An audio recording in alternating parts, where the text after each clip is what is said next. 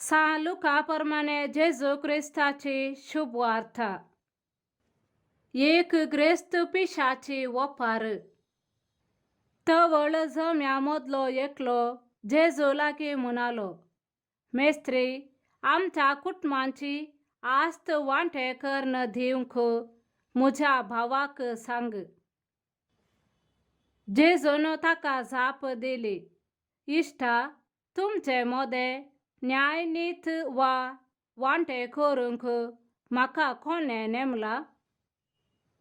उपरांत तांकां ताणें सांगलें, पळया, सर्व तरांच्या आबस्वार्थांतवन अलग रावंक सत्राय घेया.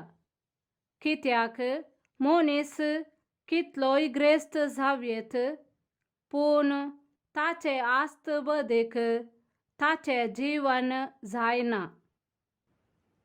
उपरांत जेजून तांकां ही वपार सांगली. एक ग्रेस्त मनशाचे भुंयत एक फावटी उदंड पीक जालें. तवळ तो आपणा इतल्याक चिंतूंक पडलो, हांव कितें करूं? म्हजें पीक दास्तान करूंक म्हाका सुवात पावना. शेकी तो म्हणालो, हांव एक करतां, म्हजीं कोठारां मोडून घालतां आनी व्हड कर्ण बांदतां.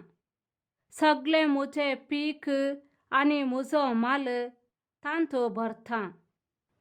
उपरांत हांव म्हाकाच अशें म्हणटां, अदृश्टवंत मनशा, साबार वर्सांक पावाशें दास्तान केल्लें जायतें तुका आसा. सवकासाय घे, खा, पिये आनी गंमत मार. पूण देवान ताका सांगलें, हत्त पिशा, आयचे राती तुजो जीव तुजे लागचो फाटीं विसारचो आसा. तर तुवें दास्तान केल्लो सगळो माल कोणाचो जातलो? असली गत म्हणयेत आपणाकच दिरवी पुंजयतेल्यांची, पूण देवा हुजीर ग्रेस्त जावन नातलेल्याची. देवाचें उतर हें, वाकान्नी तुका क्रिस्ता.